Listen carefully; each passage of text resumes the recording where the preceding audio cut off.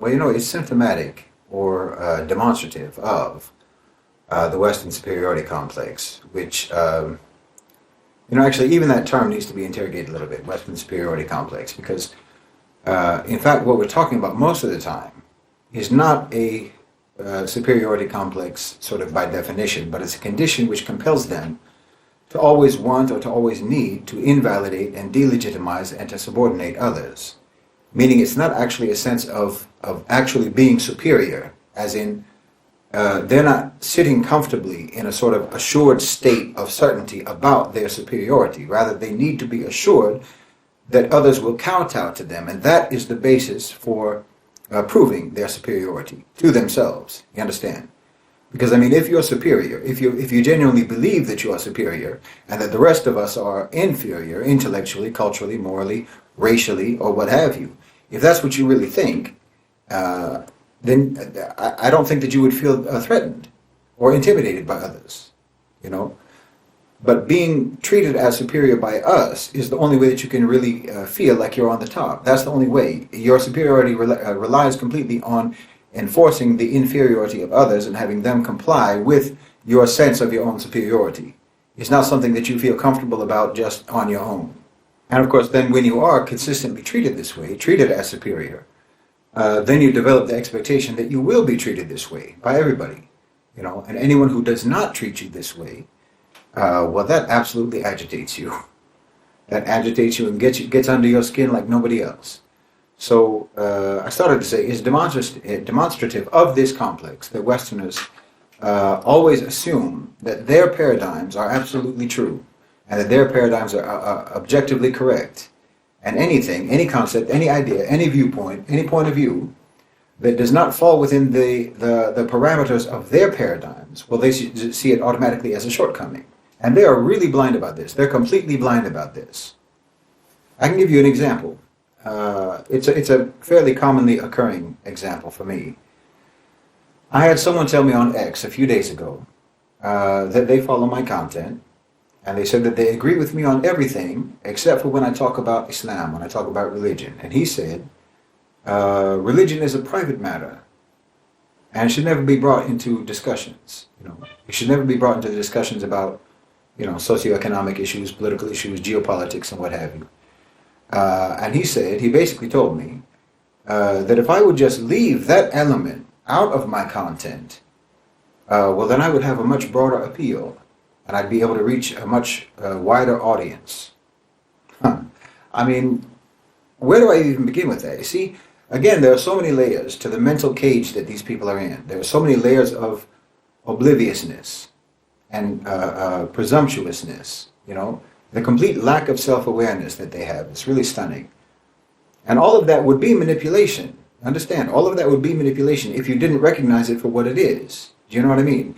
Like if you were not aware, if you did not instantly see the absolute unqualified arrogance of that comment, and you made the mistake of thinking that there was actually anything genuine or anything honest about this engagement, well, then you could easily get manipulated by it, That casual audacity is a tactic, whether they know it's a tactic or not, because if someone doesn't consider what they're saying to be audacious, if they don't consider it to be arrogant, then you can kind of set a tone where that arrogance will actually not be taken as arrogance, but will actually be taken seriously. You understand? But if you're actually grounded in your own understanding, then the first thing you notice is the arrogance in a comment like that. See, that casual arrogance can fly under the radar if you're not careful, and before you know it, you're sinking into a discussion, a framework of discussion that already completely concedes your own legitimacy and your own validity. But when you are aware, and when you are rooted in your own epistemology, then the first thing that you see, but the first thing that you see is just someone who is completely encased in their own Western pathologies. You see someone who is actually completely incapable of usefully interacting with non-Westerners. They can only talk to other Westerners. They're only capable of talking to other Westerners, other people within their cult. Now, I'm not going to make it a habit to do talks or to make videos where I'm breaking down individual comments by people, comments that expose the intellectual dysfunctions of Westerners. And by the way, that includes Westernized non-Westerners, which there are plenty of those, But I do think that some of the particular dimensions of this comment might be useful for us to dissect as a way to help sort of show what I'm talking about when I mean their paradigms versus our paradigms and so on. So what this comment is saying, I mean the surface level of intellectual stuntedness in this comment. What this comment is saying basically is, Brother Shahid, I agree with everything that you say except for the parts in your content that disagree with my personal opinions and my personal biases. And you should, therefore, eject those parts from your content, and that would make your content more popular if you remove the parts that I disagree with. Which means, of course, that his personal opinions and his personal biases actually mirror the opinions and the biases of the wider population. Which is why if I adjust my comment to suit those biases, then he says, according to his logic, I will have broader appeal. I mean, think that through. First of all, what it says about the commenter is that you actually operate within the dominant paradigm. This is admitted in your comment. You operate within the dominant paradigm. And whatever falls outside of that, i.e. whatever falls off the narrative shelf that I've talked about, well, that makes you uncomfortable. And your advice is for me to conform to the parameters of accepted Western paradigms, to conform to the limits of that shelf, which means that no, you do not actually agree with any of my content. You understand? He needs my criticism of the West to be presented within Western paradigms. You know, secularism, atheism, humanism, liberalism, leftism, whatever. And if it's coming from outside those Western civilizational paradigms, then it is invalid and it is illegitimate and it is flawed. That's the position he's taking. Meaning, whatever he might think about himself as an anti-imperialist or as an anti-colonialist, as a critic of the West, he is in fact someone fully immersed in it and who completely upholds it to the point of opposing those who oppose it by calling for epistemological concession on our side. You understand me? He's opposing those who oppose Western paradigms because he's insisting that we accommodate and adhere to those Western paradigms in our criticisms of the West. And he's not even aware of the hypocrisy of that. He's not even aware of what that says about himself. Right? He said religion is a private matter. Well, who told you? You understand? That obnoxious assertion is completely 100% based on you thinking that your opinion, which is derived from exclusively Western experience and Western history, you think that that is a universal truism. You think that your premise is a fact, not a bias, not an opinion. Well, I don't accept that. No. Atheism is a private matter. Lack of belief is a private matter, and you should keep that to yourself. No, I do not agree whatsoever that I am supposed to separate Islam from how I understand the world. That's what you want me to do. You want me to abandon my whole belief system, my whole epistemology, the foundations of my knowledge, whenever I engage with the world and talk about the world. You want me to see Islam the way that your dysfunctional so-called civilization sees religion, as if your view has ever been correct. Your view about the world or your view about religion. As if your religion has ever been correct. Or as if there's any equivalence whatsoever between your religion and Islam. No. Obviously I reject that. Obviously that's ignorant. You should understand, and I think Muslims need to be clear about this. When we're talking to Westerners, or when we talk about Islam, or more specifically, when we refer to Islam in our perspectives on things, understand we are not talking about religion. We're talking about reality. See, we don't see this the way you see this. Islam is not a religion in the way that you think about religion. No. This isn't just some philosophy that we concocted, that human beings concocted to make us feel better, or to give us some sort of personal, private solace in an otherwise chaotic world. And therefore, if it was that, then it's something that we should be able to compartmentalize the way you do, and say, oh, this does not really have anything to do with the real world. This is just something private that we tell ourselves, and therefore we should not apply this in our judgments about reality. No, not at all. That's not how this works. That's not how Islam works. We don't operate in your paradigms about religion. You understand this? No, Islam is reality, not religion. Islam is reality. And we're not going to pretend otherwise just because it doesn't accommodate your views about what religion is. Your misunderstanding about religion does not require us to accommodate your ignorance. See, you're taking atheism, or anyway, unreligiousness, as the basis or as the base standard of objectivity and intelligence, but it's obviously not that. That's an incredibly biased, ignorant position.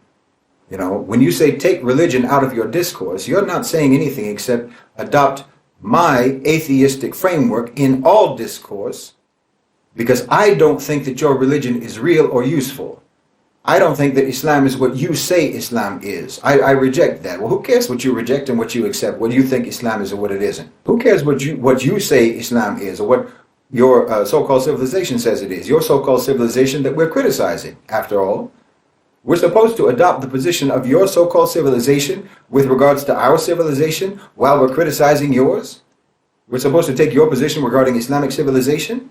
As if your position towards Islamic civilization, your position towards Islam itself, your position towards religion itself, as if this is not a fundamental cause of why your so-called civilization is as primitive as it is as undeveloped as it is as morally bankrupt and as brutal and as violent as it is. No, this is your whole problem.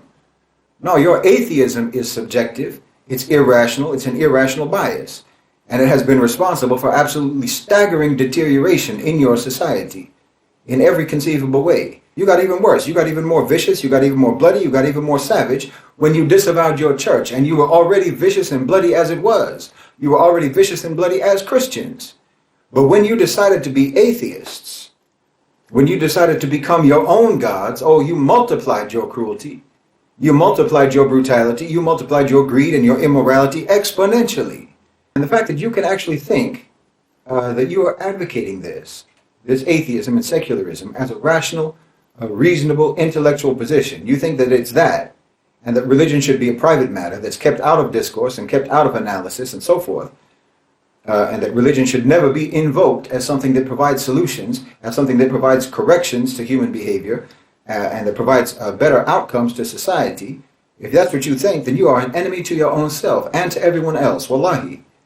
No, you need to keep your atheism out of any discussions, wallahi. You need to keep your atheism out of any discussions about the world, about human beings, about society, about politics, about geopolitics, and so forth and so on.